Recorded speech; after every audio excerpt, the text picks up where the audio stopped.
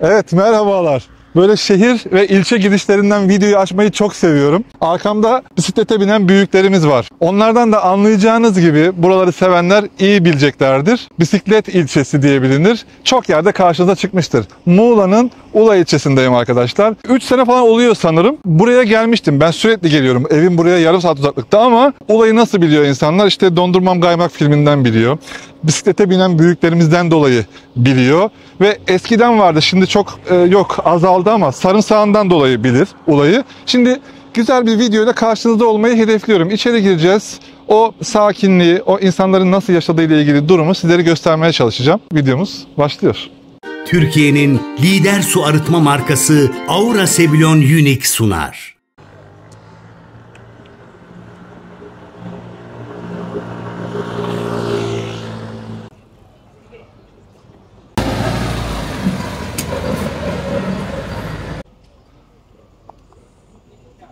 Dediğim gibi işte her yerde böyle bisikletli amcalar.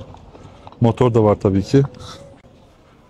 Burada da lavabo ihtiyacımız oldu. Buraya girdik. Girmişken de buraya da göstereyim. Burada da bir tane cami var. Böyle zeytin ağaçları altında avlusu olan küçük böyle minik bir cami. Hüsamettin Efendi Camii. Bazen öyle sıcaklar oluyor ki arkadaşlar. Yani şu ağaç o kadar önemli hale geliyor ki şunun altında oturmak, şurada dinlenmek. Şöyle arkada da ne varmış? Öyle bir şey. Evet. Ahmet abiyle tanıştırıyorum sizi. Onu benim daha önceki videolarımdan da, kaplıca videolarımda oradan hatırlayabilirsiniz. Evet. O da burada yaşıyor. 5 sene önce görüştüğümüzde o buraya göçmeye karar vermişti. Aklımda sen yoktun yani. Ben buraya geldim. Şurada oturuyordum. Karşıma çıktı. Camiye gitti abi. Orada yok. Onunla beraber gezeceğiz şimdi. Hem de o da buradaki tecrübelerini falan paylaşacak. Ya burada da ilginç bir durum var. Az önce bir abi gördük. Camiye girdi. Dükkanı böyle bıraktı gitti. Boş dükkan. Yani geldiğinizde bir şey yaptıracaksanız falan içeride yoksa bir yere gitmiştir. Otomatiğe bağlayıp gidiyorlar. Evet. Ne yapacağız bugün Ahmet abi? Bugün Ula'yı gezeceğiz. Ula merkezi. Ula merkezi gezeceğiz. Bisikletli amcaları göreceğiz. Bisikletli amcaları göreceğiz. Bisikletli teyzeleri göreceğiz. Videoyu çekerken aynı zamanda videoyu yaşamayı çok seviyorum abi. Yoksa o zaman ben sürekli video çeken robotik bir adam olurum. Evet. O yüzden bu durumu seviyorum. Aynı zamanda bugün böyle canım bu tarafa doğru gelmek istedi. Karabörtlen yolundan. Evet. Burada bana şunu hatırlatıyor. Böyle küçük kasabalar vardır ya. Aras'tayı gezebiliriz. Heh, sen bizi yönlendir. O kasabaların da kendine ait böyle bir havası vardır. Ben burada kendimi öyle hissediyorum. Merkezi gezeceğiz bu videoda. Balıkçılık. Ama kapalı şimdi. Niye kapalı abi? Öğle saatlerinde bitiyor alışveriş. Akşam üzeri ya da pazar günü. Burada cuma günleri pazar. Burası pazar yerimiz. Tamam. Pazar Kapalı. buraya kuruluyor. Evet, pazar buraya kuruluyor. Perşembeden başlayıp cumaya kadar. 2 gün. 2 gün. Bugün çarşamba. Yarın işte. Bugün Ama hazırlığın hazırlığı. Şu an evet hazırlıyor. Güzel. Yarın da hazırlık için daha çok geliyorlar. Cuma günü tam full pazar yeri oluyor. Şu ekmekler her yerde kalmadı abi tabii. Evet, Yani çok güzel, ekmekler. çok lezzetli. Yani bütün ekmekleri lezzetli. O ekmekler özellikle Evet. sarı buğday çok lezzetli. Şimdi bu videodan sonra bir hafta sonra Özbekistan'a gideceğim. Belki bu videoyu izlediklerinde ben orada olmuş olabilirim. Orada o videoları izlerken hep karşıma oranın sanatsal özel ekmekleri çıkıyor abi. İlginç ekmekleri var. Şimdi o ekmeği görünce aklıma geldi. Burası ufak Vallahi... böyle bir kendine has çarşı, öyle mi? Evet.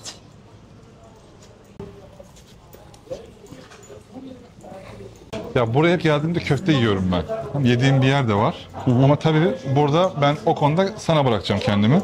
Köfte istiyorsan köfte yiyebiliriz. Bir acıkalım bakalım da. Evet. Buranın pideleri çok meşhur. Pideciler çok meşhur. Ula'nın en çok pidecileri meşhur. Dükkanlara baktığımızda şunu görüyorum abi. Hala böyle küçük küçük böyle 10 metrekare, 8 metrekare dükkanlar var ya. Kendine has. Motora bak, dükkana bak. Evet. Merhabalar. Merhaba. Tek koltuklu, 2 koltuklu berberler var mesela. Evet. Böyle çok şirin lokantalar var. Burası Ula'nın çay bahçelerinin olduğu. Bizim meşhur ıhlamur ağacımız burası. Ihlamur altı. Çok güzel. Bu ıhlamur ağacı böyle kaç yıllıktır bilmiyorum ama bayağı anıt bir ağaç yani. Burası merkez cami. Abi hani bir evi yaparsın da salona çok fazla metrekare ayırırsın ya. Evet. Yani sanki var ya parka Ula merkezde çok fazla metrekare ayırmışlar gibi ama evet. Genelde böyle emekliler gibi. Tabii bu videolarla insanlar nerede yaşayamayacağını da öğrenmesi benim daha çok hoşuma gidiyor açıkçası. Ya burası biraz kır hayatıyla şehir hayatının birleşimi gibi. Yani bizim hani Sakar diyoruz orada, aşağıya inmeden önce doğalgazın olduğu son nokta. Hani sıcakların ve sineklerin başlamadığı noktada bir yer. Mesela işte köy hayatı, işte yapamam, köyde soba yakamam falan diyenlerin yaşayabileceği bir yer. Çünkü burada doğalgaz var. Müstakil bir eviniz de olsa oraya da doğalgaz alabiliyorsanız, apartman dairesinde de oturuyorsanız doğalgaz alabiliyorsunuz. Evlerde zaten gördüğünüz gibi 2 katlı, 3 katlı falan. Abi şuraya kamerayı çevirmek istiyorum. Şuraya bakar mısın? Hindistan'daki gibi ya. Her taraf bisiklet, Tabii, motosiklet, motosiklet tuk-tuk. ve bisiklet burada Aynen. bir numaralı ulaşım aracı. Evet, her yerde görüyorsun. Yani 8 yaşından 80 yaşına kadar, 90 yaşına kadar hatta kullanıyorlar yani. Efendim. Abi şimdi kafamı nereye çevirirsem pide, köfte kelimeleri görüyorum Tabii yani. tabii. Evet. Burası pidesiyle meşhur. Abi belini kıracaksın abi. Burası bizim meşhur pastanemiz, Liva Pastanesi. Birazdan beyaz badanalı evlerin olduğu küçük küçük daracık sokaklara gireceğiz arkadaşlar. Belediyenin hemen yanındaki cami. Şu minarenin karizmasına bakar mısınız ya? Şu sanatsal işlere bayılıyorum. Tabii ki bu çok fazla. Bu kaç yıllık camidir abi? Abi çok eski. Buna bakalım birazdan. Bakalım. Abi. Mesela çok eskiden hatırlıyor musun? Eşyalarımızı verdiğimiz, değiştirdiğimiz ikinci elciler vardı. Evet. Mesela görüyorum hala. Tabii kalktı artık da. Tabii. Dünyanın kodları değişti artık da. Burada da Görüyorum. Gökova'da falan kuruluyor. Köyceğiz'de kuruluyor. Dondurmam kaymak Evet, burası meşhur. dondurmam kaymağa Motosiklet geldik. yukarıda. O filmi izlediyseniz bilirsiniz Filmdeki zaten. motosiklet, evet. Aynen öyle. Bir tadalım mı ya? Efendim? Bir tadalım bakalım. Olur dondurma. Karnımız biraz sonra acıkır ama öncesinde dondurma yiyelim artık. Ben her zamanki gibi kağıt helva istiyorum. Sade ve damla sakızlı olsun ablacığım.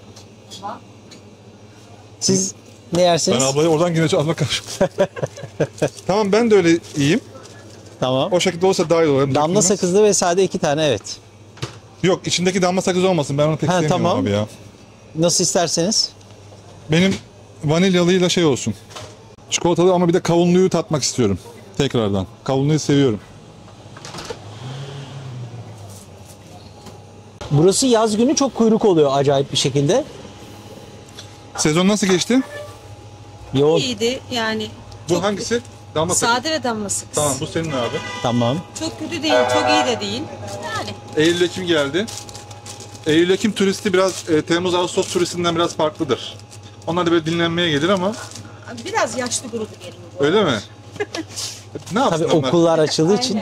Hızdan uzak olmak istiyorlar. Yavaş olan zamanlarda gelmek istiyorlar. Aynen. Sade çikolata bir de kavun. Bir de kavun. Hı hı. Evet.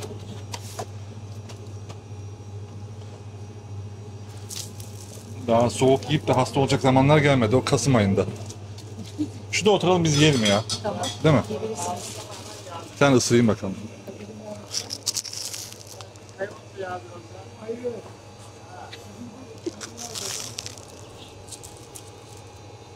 Nasıl?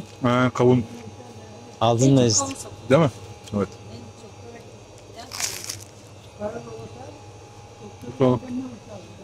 İstiyorsan o kiremitli köfteyi, değişik bir köfte. Normalde yağlı köfte şey yapıyorlar diyorlar. Kiremitli köfteyi deneyebiliriz yani. Ben de senin O şeyini. nerede? Şeyde işte Nazar Pide'de.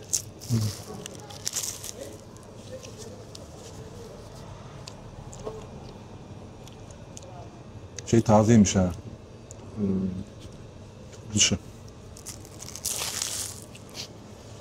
Ben buraya gelmeden önce korkuyordum. Zeytincim, peynircim, ekmekçim, benim dondurmacım bile, çiğ köftecim var özel İstanbul'da. Acaba onlar olacak mı diye. Bir çiğ köfteyi yakalayamadım. Diğer %90'ını yakaladım. Eğer gelmeyi düşünenler varsa bu tarihlerde bir ay falan var. Bir ay sonra falan kapanacak artık. Çünkü Kasım ayı geliyor yavaş yavaş. Kolay gelsin. Hayırlı işler olsun. Kahve var bir tane orada, kahve. Evet. Vallahi kahvesi. Amcalar oturuyor içeride. Okey. Okey. Baksana amcalar ne yapsınlar? Yıllarca çalışmışlar. Emekli olmuşlar. Şimdi Evet, şöyle bir gidelim abi. çay içip dururlar.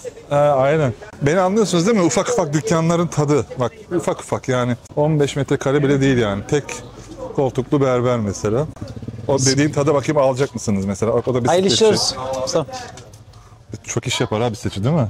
Çok burada bizim zaten meşhur günde 3 kere biz geliyoruz. Çocukların. O kadar olduğu bir yerde Evet.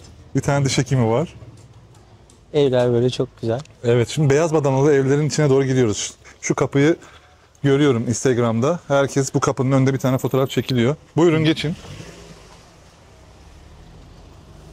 Evet, dar sokaklar olduğu için bir de araba park edince. Bunun çok güzel bir cumbası da var böyle. Şu cumbayı da Evet, şöyle çekersen. bir göstereyim size. Eski cumbadan Eskiden kalma bir ev ve şu kapıya bakar mısınız? Hangi mantıkla, hangi düşünceyle, hangi kültüre dayanan bir kafayla yapıldığını göreceksiniz zaten.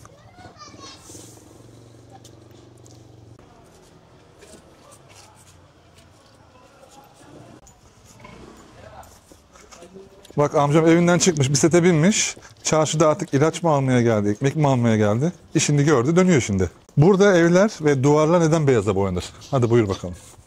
burası her sene belediye tarafından bütün bu çarşıdaki evler ve yol boyu olan evler yani ücretsiz olarak beyaza boyanıyor. Neden? Bunun yani daha tabii turistik de bir yer olduğu için güzel görünmesi, hem kirleniyor kışın işte çamur falan olunca. Bu hizmeti belediye ücretsiz, bir Belediye şekilde ücretsiz yapıyor. olarak yapıyor, evet. Nisan-Mayıs ayında başlıyorlar. Tabii şu anda da görüyorsunuz görüntülerde o eski evlerin yanında yeni evler de var. İnsanlar yeni yapılara ihtiyaç duyuyorlar. Mesela burası kalmış. Belki bir sonraki gördüğümüzde belki olmayacak burası, bilemiyoruz ama tabii yeni yapılarda göze çarpıyor. Burası da meşhur Elif Hanım Konağı. Yazlık sinemaymış daha önce. Burası. Evet. Şu anda aktif mi? Şu anda belediye burayı restore etti tekrar. Böyle turistik amaçlı gezilebiliyor. Açıksa içine de bakabiliriz. Bazı diziler çekiliyor burada. Dönem dönem her sene bir iki tane dizi falan çekiliyor. Kapalı gibi duruyor abi. Ama kapı muhteşem. Ben buradayım diyor. Kapıya evet. baksana. Burada herkes fotoğraf falan çekiliyor, geliyor. Altın varaklı. Tamam bakalım halim tamam. Cumbalar çok güzel.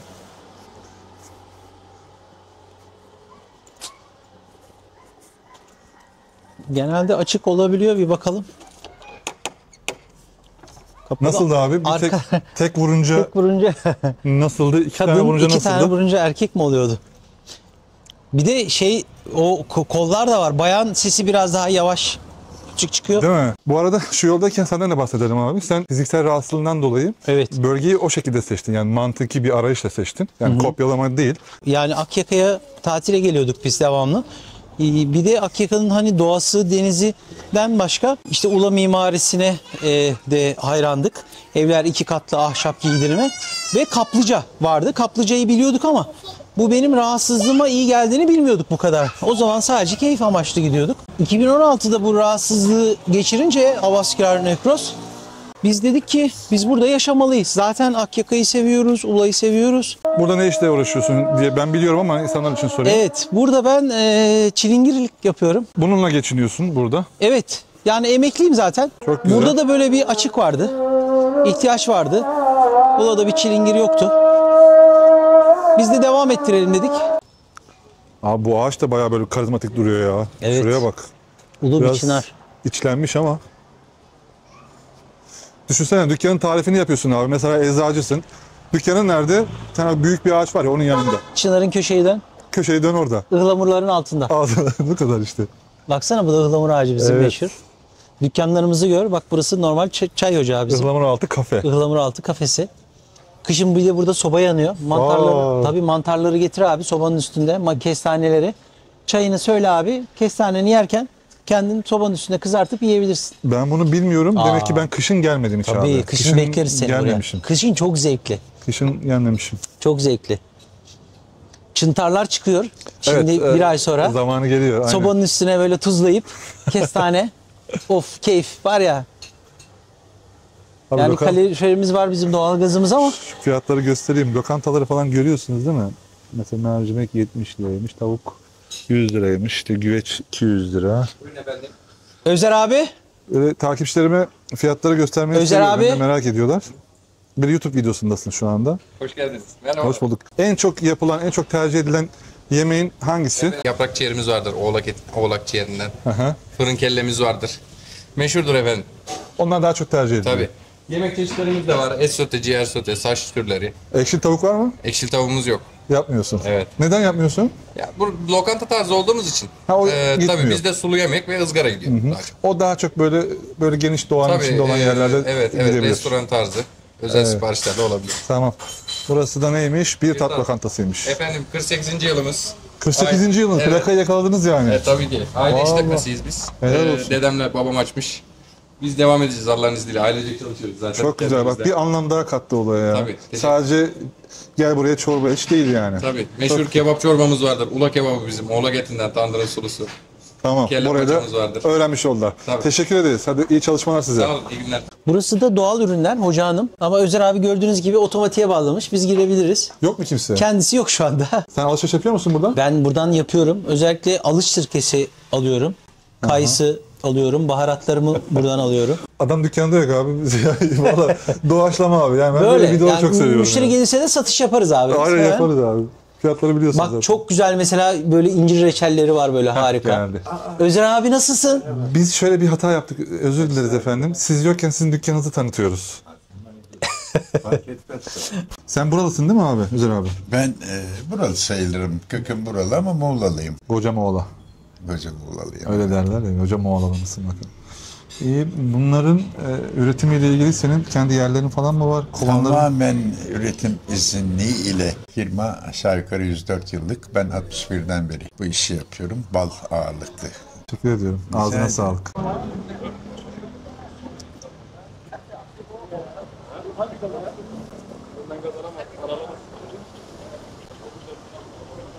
Bir tane daha çay bahçemiz var Sinemateke diye.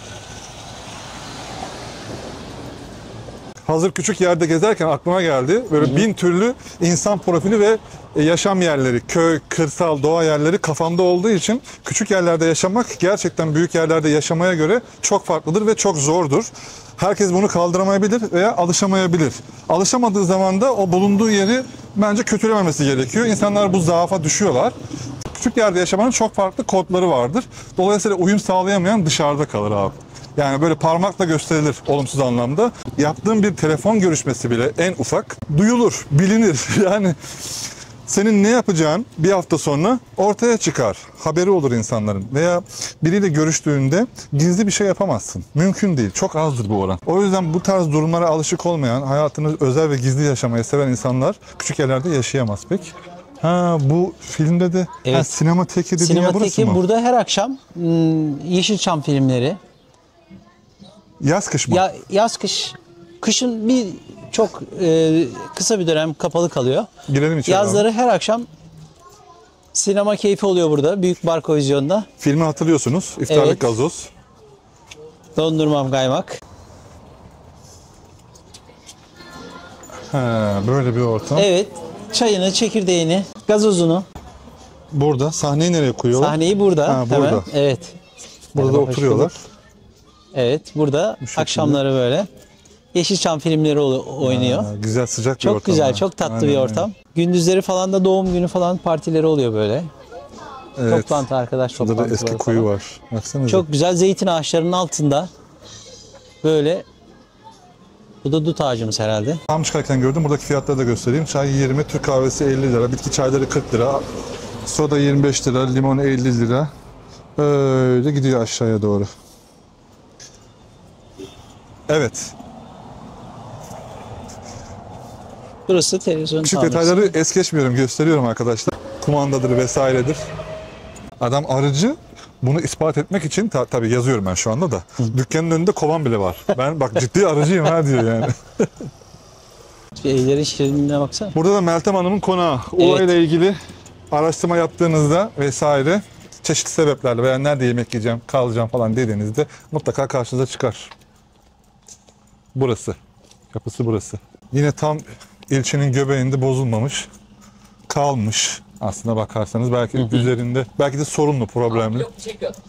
Bizde al ya. Ulanın gençleri. Ulan'ın gençleri. Gel bakalım gel seninle konuşalım gel. Ulan'ın genci. Evet Ula'da Sen böyle yaşamaktan- iştahlı insanlara bayılıyorum abi. Aferin ne güzel böyle girişimci birisin. Evet. Kaça gidiyorsun sen? Abi 9'a geçtim. 9'a Lise geçtin. bir. Hangi dersin en iyi? Motor. Ha şey olarak. Ya öyle çok iyi değil de matematik iyi. Matematik mi? Matematik gideri var. Bir düşüncen var mı ileride şu işi yapmak istiyorum diye? Ya sanayide motor ustası olmak istiyorum. Allah Motor Allah. dersleri görüyorum zaten. Motor dersleri görüyorsun. Ve yatkınlığın var mı? Var abi. Çok güzel, güzel. Peki nasıl geçiyor burada vaktin okulun dışında? Arkadaşların Okul vesaire. dışında Nerelere akşamları- takılıyorsun? Asar var. Asar tepesine çıkarız. Ne var orada? Oranın özelliği ne? Yani güzel mekandır. Üste İşletme mi barlar var var. yani? İşletme de var. Aşağıda belediyenin yaptığı oturma yerleri de var. Teşekkür ediyorum sana. Ben de teşekkür ederim. O Meltem Hanım konağının hemen yanından, yani belediyenin arkasından Evet. gelen yoldan karşınıza burası çıkıyor. Belediye otobüs durağı. garajı. Evet. Bu arada ulaşımla ilgili bilgi verebiliriz tam olarak burada. Buradan Muğla merkeze, Akyaka'ya belediye otobüsleri 20 dakikada, yarım saatte bir. Var. Evet. Muğla merkeze insanlar geldiklerinde Tabii. otogara Tabii. oradan buraya ulaşım sağlayabiliyorlar. Oradan buraya ulaşım sağlayabiliyorlar. Şey mi geçiyor hala, o akbil makbil muhabbetleri var mı? Ben bilmiyorum uzun zamandır ama. Burada yani nakit de ödeyebiliyorsunuz. Kart da var. O Muğla kart var. Ama şu otobüs can yakar ha. Bu demek ki yeni katıldı aileye. Evet. Bunlar eski zaten hemen hemen her şehirde olan. Şunlar. Baksana bu. Onlar ben buradayım Akyaka'ya diyor. giden, evet. Bunlar da Muğla'ya giden. Ula Anaokulu. Yine beyaz duvarlarla çevrili. Bahçesinde incir ağacı. Ama ocağıma incir ağacı dikilen cinsten değil. Evet. Abi şuna ben bayılıyorum, biliyor musun? Yaban mersini. Daha biraz daha zamanı var. Dava olması Hı hı. lazım değil mi? Çok inanılmaz. Geçen faydalı. hangi videoda size Rahat getirmişler mi? Vermişlerdi bundan. Neredeydi? Abi her videoda bir şey yiyor zaten. Oha. Hangi? Ben bir yerde gördüm. Aa. Bahçenin güzelliğine bakar Bir mısın? dakika, çim geçen videoda da söyledim. Yani Bahçenin- bahçe enerji verir abi. Bu Saint Augustin. O ayva ağacı falan da var. Çok güzel yapmış evini. ha. Çok güzel. Veranda falan çok güzel. Güzel yapmış, evet. Yani insanın evi istirahat yeri ya abi. Kendini iyi hissetmesi lazım. Burası da yine tarihi evlerden bir tanesi. Koruma altına alan GEKA projesiyle şu anda, ama aktif değil mi yoksa kapalı mı bilmiyorum yani. Şu an restore edilmiş vaziyette. Muhtemelen oturmuyorlar. Yani müze gibi kullanılıyor. Evet, bakar mısınız duvarlara? Hep beyaz, görüyorsunuz değil mi? Tam Sakar Geçidi'nin altında olan bir ilçe burası. Ula. Akyaka'yı zaten o Sakar Geçidi'ni bitirdiğiniz zaman hemen Akyaka tabelasını görüyorsunuz ya. Akyaka orada. Akyaka da Ula'ya bağlı bir yer zaten. Sakar Geçidi'nde çok rica ediyorum. Hep yeri ve ismi geldiği zaman söylemeye çalışıyorum. Orada çok dikkatli olun. Zaten bilenler bunu biliyor ama hem inerken hem çıkarken. Hem arabanıza zarar vermeyin. Bir de o keskin virajları bilemediğinizden dolayı orada dikkatli olun. Yani Sakar Geçidi'nde dikkatli olunu böyle bas bas bağırıyorum arkadaşlar. Orada dikkatli olun ki çok fazla kaza oluyor. Lütfen biz kötü haberler duymayalım, yani ülkemizin neresinde olursa olsun. Biz de tam yeri gelmişken onu orada duyurayım dedim.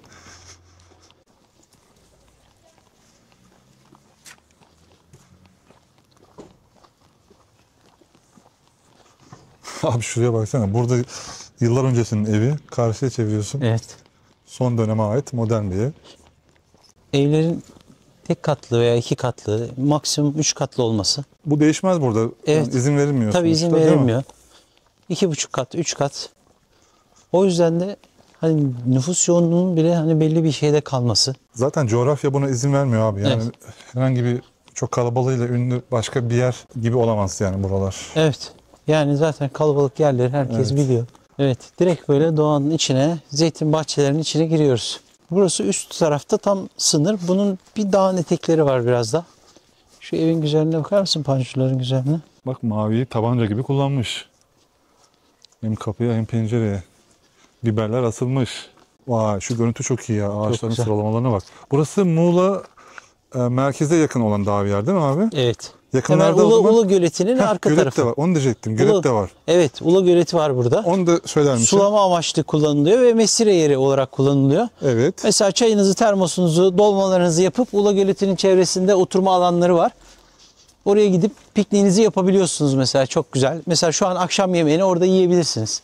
Hadi gidelim. Dolmanızı, salatanızı, çayınızı gidelim. Vallahi çok güzel. Güzel güzel. Bu arada sen öyle deyince şimdi aklıma şey geldi abi. Doğayla uyum içinde yaşayan insanlar bu söylemlerimizden keyif alabilirler. Evet. Zaten doğru insana ulaşması taraftarıyız. Bu anlattıklarımızın, bu gösterdiklerimizin. O yüzden doğa insanı olmaya, yani kırsalda yaşayan, köyde yaşayan insan olmaya karar verenler, o doğanın o döngüleri var ya, o mevsimler geçişleri, işte o yıldızların söylediği sözler, onlara göre tabii ki. Ondan onlar anlar. Güneşin doğuşu, Aynen. batışı, farksız. narların Ebru kızarması. Şu an nar zamanı Güneş. geliyor. Aynen öyle geldi abi. O yüzden kendi yiyeceğini yetiştiren insanlar, suyu dikkatli kullananlar, çevreye zarar vermeyenler, onlar bizi çok iyi anlayacaklardır yani. Şu an Ula'nın içinde bile daha sakin yerini yaşıyoruz şu anda. Hani Ula sakin şehir Tamam. ama burası daha da sakin Ula'nın sokakları. Sadece kuş sesleri var. Sen şimdi İstanbul'daki hayatını düşündüğünde şöyle kısa olarak 2 cümleyle oradaki hayatın şöyle, buradaki hayatın böyle veya öğrendiğin bir şey ne dersin? Ya oradaki belki bir tecrübeydi ama hiç iyi hatırladığım bir tecrübe değildi. Çünkü sadece trafik şeyini düşünmek, çilesini düşünmek bile bana yetiyor oradaki ızdırabımı. Burada tamamen özgürleşmiş durumdayım. Yani araç bile gerek yok. Yürüyerek her yere gidebiliyorsunuz, bisikletle gidebiliyorsunuz. Peki ben şu anda canlı yayında sana muhalif olan biri rolüne bürünüyorum. Evet. Diyorum ki sen bütün mal varlığını, bütün her şeyini İstanbul'da yaptın.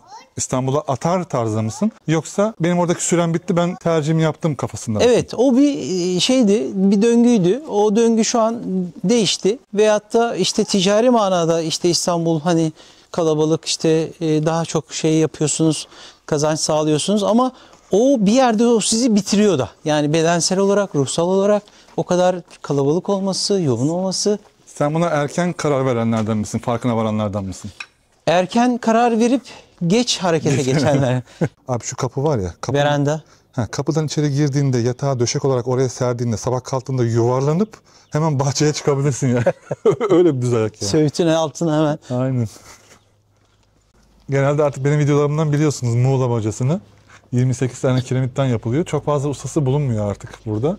Bunun bir özelliği o fırtınayı, o esen rüzgarı engellemesi. Bakın üstte de bir tane tablo var. Oraya geldiğinizde sık görürsünüz. Hiçbir şekilde tütmüyor ve zarar vermiyor. Bu mantıkta yapılmış bir Moğla bacası, koca Moğla. Şimdi burası tabii hem köftesiyle hem pidesiyle ünlü olan bir yer. Hani olaya geldiğiniz zaman mutlaka köfte yiyin diye size söylerler. Ben de sürekli geldiğimde böyle çukur tabakta beyaz, yanında böyle domates, biber ve soğanın kızartılarak verildiği böyle yağlı yağlı sulu sulu böyle kuru köfte, ama hani sulu dediğime öyle bakmayın, sulu değil. Kuru köfte yiyordum her zaman. Şimdi burada tabii acıkma zamanımız geldi. Dedik ki şimdi buraya has bu Ula videosu olduğu için köfte değil, tercihimizi pideden yana kullandık. Bir pidesine bakalım. Ben de yorumlarımı söyleyeceğim. Burada bu arada video çektiğim yerlerde, yaşadığım yer olsun, yaşamadığım yer olsun, oranın dokusuyla ilgili herhangi bir zarar vermemek adına bir hassaslığım olduğu için şu an şunu söylemek zorundayım. Tanımıyorum. Buradaki hiç kimseyi tanımıyorum. Hani gitmediğim yer kötü anlamına gelmiyor. Genelde bunu böyle nedense böyle şeyler söylüyorlar bana. Böyle yorumlar falan yazıyorlar. Gitmediğim yer kötü değil ama gittiğim yerle ilgili de bir yorum yapacağım. Şimdi pideciye giriyoruz bakalım. Pidenin tadına bakacağız. Fiyatları da söyleyeceğim.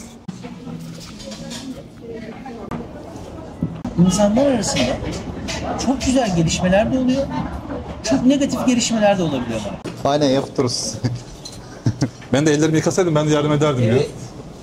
Ben karışmıyorum. Herkes işini yapsın. Ama ne kadar güzel açtın hemen ha. Artık eskisi gibi değil. Hop makineye koy. Makine artık her şey kolaylaştı artık ya. Bu kadar. Aynen. Pide yapıyorsun, lahmacun yapıyorsun. Lahmacun, pide, çorba, kıymalı, kaşarlı, kuşbaşılı, karışık, lahmacun. Kaç yıldır ustasın abi? 94'te başladım ben bu işi çırak olarak. Şimdiki çıraklar mesela 3-4 sene sonra usta olduk diyorlar ama ben 12 Evet. sene O yüzden dedim uzun bir süre. sürdü yani uzun Sen bir şimdi süre. kuşbaşılı pide yapıyorsun abi. Aynen kuşbaşılı pide. Bu böyle ne kadar bir tanesi? Bir tanesi şu anda 150 lira. Bir tanesiyle bir insan doyar mı? Çok aç olan insan doyar mı sence? Ha, ortalama 1,5 genelde 1 ile doyarlar da 1,5 standart O da cilası yani. oluyor değil mi? Aynen öyle. Kaç dakikada pişiyor? Çay atacaksın şimdi. 10 dakika falan 10 dakikada. pişer yani. Biz ne yiyelim? Neyli var kuşbaşılının dışında? Domates, biber. Ha, bunun e, içindekini sayıyorsun. Evet, Tamam. aynen öyle. Başka Domates, neyli var? Biber, bir de kuşbaşı var, et var. Peynirli falan yiyebiliyor muyuz? Tabii Kaşarlı. peynirli var, kavurmalı var, karışık var. Lahmacun var çıktığı gibi. Ya ben sanki lahmacun yiyeceğim abi ya. Tamam olur. Nasıl seçim? Lahmacun yiyecek gibiyim. Sen ne yiyeceksin? Ahmet abim genelde... Kuşbaşılı pide. O kuşbaşılı pide açık yapıyorsun değil mi böyle? Aynen bu şekilde. Uçlarını büzdün. Hı hı, yani Tamam. kenarlarını kapattık, salladık. Ben lahmacun yiyeyim abi. Şöyle Tamam güzel abi. çıtır çıtır şöyle. Tamam. 2 tane lahmacun bir de kuşbaşılı. Tamam. Kolay gelsin sana. Sağ ol, teşekkür ederim. Sen tam bir Ula'da yaşayan bir insan örneği misin abi? Yani mesela insanlarla diyaloğun nasıl? İşte düğünlere gider misin? Burada bu sıcaktan kaynaklanan mesela işimle ilgili söyleyeyim. Ben burada çalışmayı düşünmüyordum emekli olduğum için. Ama insanlarda bu sıcaktan kaynaklanan bir böyle çalışmama şeyi, bir tembellik, hani hep öyle derler. Ege'deki bir adamla 6 saat oturursun, muhabbet edersin ama 6 dakika çalıştıramazsın diye. Bu orada geçerli. Bizim bayağı burada bir dostluklarımız oluştu. Yani düğünlere falan gidiyoruz. Mesela geçen hafta bir düğündeydik. Hatta Gidiyor musun düğünlere? Düğünlere gidiyoruz, evet. Cumartesi günü gene bir nişan var. Nişana gideceğiz. Komşumuzun kızı nişanlanacak. Uzak kalmıyorsun, bırakmıyorsun, mesafeni Tabii. de koruyorsun falan. Evet, anladım.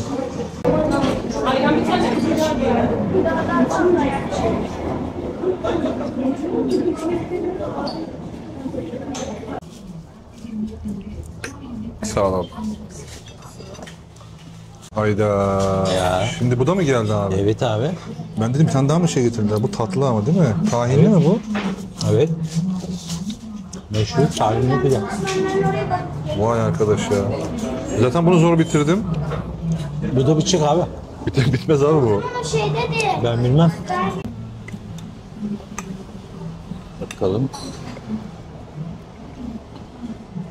Tatlıyı sen mi söyledin abi? Kendin mi Bu getirdin? şefimizin ikramı.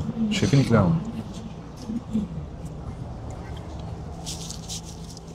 Nasıl? Değişik bir... Ben Bu tatlıyı işte- çok severim bu arada hani. Evet. Tatlı güzel yani tahin. Evet. Tabii bu ağır, acıkınca üstüne bu böyle ağır gibi geliyor ama mesela pideyi yedin, atıyorum çarşıda dolaştın 1-2 saat. Ondan sonra 2 saat sonra gel. Yürüyüş ondan sonra mesela. Şey gibi, hani yemekten 1-2 saat sonra waffle yer gibi. Geleneksel bir lezzet. Bunu bilen, hani çocukluğundan beri yiyen, belki mesela çocuklara bizim yedirsen bunu yemez. Tahin içinde erimiş. Bunu işte o zaman düşünsene abi, pastane yok, tatlıcılar yok, hiçbir şey yok. İnsan hani Ramazan'da yemek yedikten sonra tatlı bir şey böyle yemek istiyorsun ya böyle. Evet. O tatlı krizini bastıran bir şey yani bu. Düşünsene burada hiçbir şey yok yani tatlı niyetine. Düşünsene abi, Çankırı'nın bir köyünde 1350 rakım. En yakın bakkal 50 kilometre ileride falan. Bizim ev için konuşuyorum, köydeki. Buluşlar ortaya çıkıyor işte abi. Tabii. İşte o yüzden memleketlerin, bölgelerin Zaman kendine da bol. has- Zaman da bol. Evet, ürünleri çıkıyor. İnsanlar ilk ergenliğinde köyden kaçıyor. İkinci ergenliğin zamanı geldiğinde şuradan anlıyor.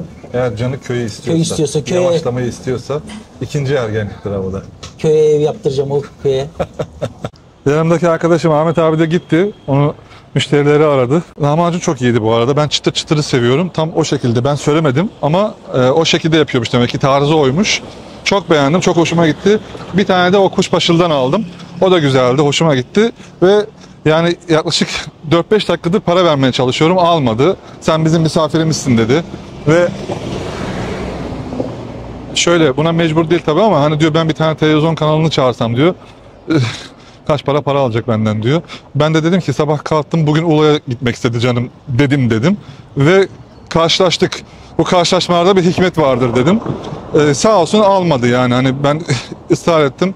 Yok dedi, kesinlikle olmaz dedi. Elini uzattı falan.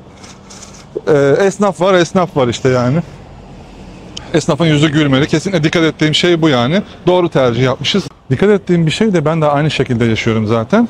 Bu tarz yerlerde, kırsalın, doğanın tam içinde olduğunuz yerlerde böyle Eylül, Ekim, Kasım, yani kış ayları geldiğinde insanlar biraz daha o yoğun tempodan çıkmış oluyorlar. Çünkü genel itibariyle turizmle geçinen yerler olduğundan dolayı biraz daha kabuklarına çekiliyorlar ve insanların birbirlerinin daha fazla gördüğü zamanlar gelmiş oluyor. İnsanlar biraz daha birbirleriyle diyalog haline giriyorlar. Çünkü yaşama etkileyen en önemli unsur para kazanma durumu, para kazanma gereği. O yüzden o yoğun tempodan çıkıyorlar. Çünkü burada ben öyle gördüm ki benim bütçem de ona göre mesela. kendi kendine düzenlendi. Yıl ikiye bölünüyor adeta. Yani para kazandığın, tabii yaptığın işe göre değişir de, para kazandığın çok yoğun aylar 6 ay, kazanmadığın biraz daha az kazandığın diyelim aylar diğer 6 ay. Dolayısıyla bütçen ve hayat şeklinde ona göre şekilleniyor genel itibariyle. Tabii spesifik işler vardır. Mesela burada genelde görüyorsunuz bakın. Emekliler biraz daha yaşı ilerlemiş. Büyüklerimiz var. Ama onun dışında baktığımızda şu an çağımızın çok yoğun işlerinden yazılımcıların da bu tarz yerlere yerleştiğini görüyorum. Ya mesela şunu da gördüm. Bisiklet diyoruz ama bisikletle ilgili bisikletlere ayrılmış yol anlamında bir kurgu yok. Ya yer müsait. Evet efendim. Merhabalar. İyiyim, siz nasılsınız? İyiyim, sağ olun. Canlı canlı çıktınız yayına. Evet, açıktı kamera. Ne yapıyorsunuz? Burada mı yaşıyorsunuz? Evet, burada yaşıyorum. Ne zamandır? 5 seneden beri. Öyle mi? Evet. Az önce bir arkadaşım vardı. O da burada yaşıyor. O da 5 senedir buradaydı. Öyle mi? Ne yapıyorsunuz burada? Ne işle meşgulsünüz? Burada benim iş yerim var, Antep Künefe. Öyle mi? Burayı işletiyorum. Az önce tahinli pide yedik. Öyle mi? İkram ettiler şurada. Yerim. Olur. Sağlık ocağı yol üstünde. Her şey yolunda mı? Mutlusunuz? Her şey yerinde. Olayı çok seviyoruz. Ben Olalı değilim ama olayı seviyorum. Gaziantep'liyim. He. Evet. Antep'e özel bir şey de açtınız burada hemen. Evet, hem içli köfte var hem künefe var. Peki. Güzel, bekleriz. Bana şunu Murat'ı görsem de söylesem dediğiniz bir şey var mı? Vallahi sizi çok seviyoruz. İyi, sıkı bir takipçiniz. Teşekkür ederim. Çünkü her programınızı seyrediyoruz. Çok güzel, verici bir program yapıyorsunuz. Kızdığınız bir şey yok mu? Yok, hayır. Neden Peki. kızalım? Tamam, sorayım ben. İkisini sorayım Çok yani. samimisiniz, çok doğalsınız. Tamam. Kızacak bir şeyimiz yok maalesef. Peki, teşekkür ediyorum. Bekleriz. Tamam. Şu bisikletçinin oradan doğru geldiğimizde şurası hemen dikkatimi çekti. Çok güzel düzenlenmiş bir yer. Yani hala yaşamın olduğunu gösteriyor. Hiç el değiştirmemiş. Şu anda kızları yaşıyormuş.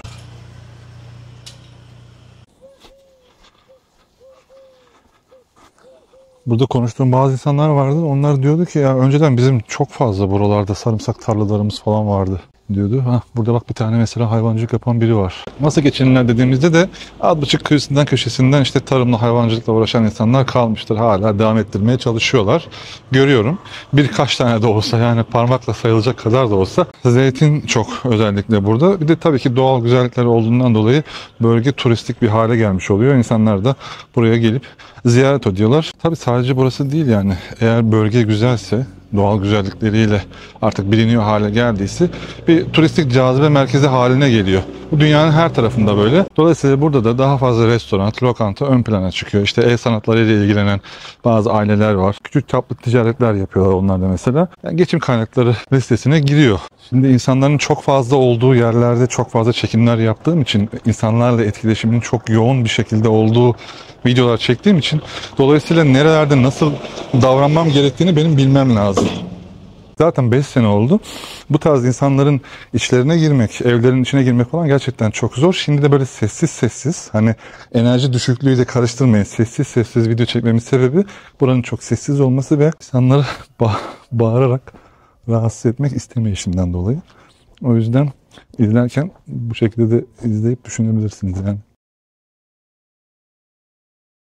Türkiye'nin lider su arıtma markası Aura Sebilon Unique sundu.